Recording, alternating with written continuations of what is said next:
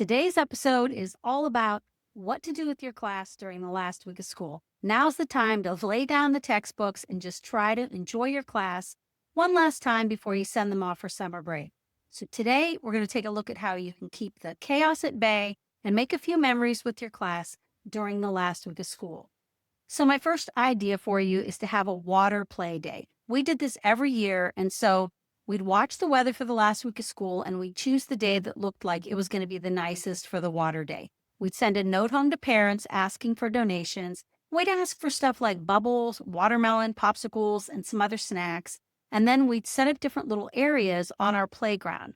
We'd have a couple of little kiddie pools that were filled with water, and we'd bring in some lawn sprinklers from home, and we'd set those up with a couple of hoses. Then we'd have a table where we'd put all the bubbles, and we'd have chalk. We'd put that out on the sidewalk.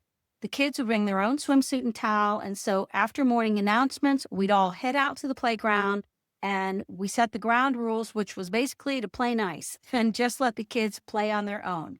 Each kid got their own little bottle of bubbles, and we'd write their name on it with a Sharpie so they didn't get lost.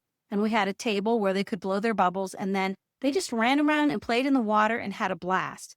They'd lay their towels on the grass, and they'd just sit there and have snack. It was just a super chill day. And the best part was, because we worked in a team of 4 teachers, 2 of us would stay outside for an hour and be in charge of the kids, and that gave the other 2 teachers an hour to go work in their room on whatever end of the year paperwork or whatever they had to do. And then when the hour was up, they'd come out and relieve the 2 teachers that were on duty, and they'd get their turn. So it was a morning of fun for the kids, and the teachers got a break too. All right, idea number 2 is to let the kids paint outside. So what we did was we got some giant sheets of white bulletin board paper, and we spread them out all down the sidewalk on our playground. And we had the kids find a spot somewhere around the paper, and we gave them each a black permanent marker to draw a picture. So they took their time and they could draw anything they wanted. And then after about 30 minutes, we gave all the kids a tray of watercolor paints, and they painted their pictures. They absolutely loved it. They just sat there painting and chatting, and the teachers just watched. Again, we tag teamed it, and some teachers stayed with the kids while the others worked inside. So it was a nice break for the kids and the teachers. And then when the kids were done, we let them play on the playground for a little while before we went inside. And the pictures actually turned out really cute. And after they were dry, we just cut them apart and gave each kid their section of the painting to take home. All right, idea number 3 is to have a sort of a field day, but make it extra special and take a walk over to the football field if you have one. At my school, K-12 is all on one campus, but they're in different buildings. So we took a little field trip over to the stadium, and then we had races with the kids. We lined all the kids up, and we just did different games like red light, green light, and Mother May I, and we just had some good old-fashioned races. And we ran around the track, and the kids loved it. They thought it was super cool to be on the track and the field, and it got all their energy out. So when we went back to class, we put on a little movie to cool off, and it was just a very chill, fun day. All right, idea number 4 is to have a chalk on the walk day, but make it extra special. We did ours at the high school entrance, and our first graders wrote messages to the big kids to have a great summer and happy graduation and stuff like that. They covered all the sidewalks with adorable little pictures and sayings. And then when the high school kids came out at the end of the day, they were surprised with all the cute messages from the littles. And we even left some empty sidewalk, just a few spaces there with a message for them to write their own messages. And then we left a box of sidewalk chalk for them to use it, the high school kids. It became a really nice tradition that we did every year. And then we also did some activities inside our classrooms as well. We talked about some of the things that we wanted to do over our summer vacation, and then we wrote our summer bucket list. We used a really cute little lift the flap template that looked like a sand pail, and there were 3 pages.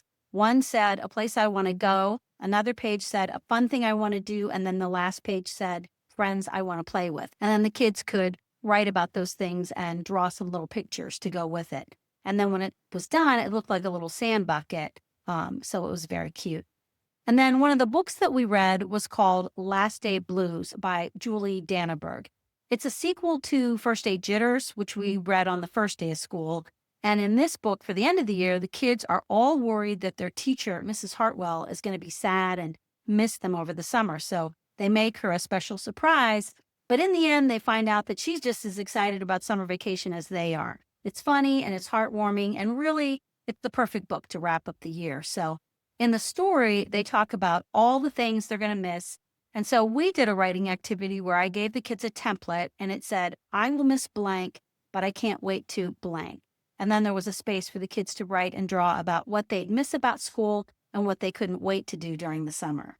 I also had kids write about what they thought I'd be doing all summer, and they made a cute last day headband too. So even though it's the last week of school, you can still get a little bit of academics in there with some cute writing practice. But really, that last week should just be a time to sort of wind down, enjoy your class, and make some memories. If you want to try any of those writing activities I mentioned, I'll put the link in the description, and just hang in there. Your last week of school should be fun and low stress for everyone. If you have any other fun ideas that you do with your kids at the end of the year, drop them down in the comments below. Or if you want other ideas for things to do at the end of the year, go ahead and let me know in the comments, and I'll try to make another video with more ideas for you.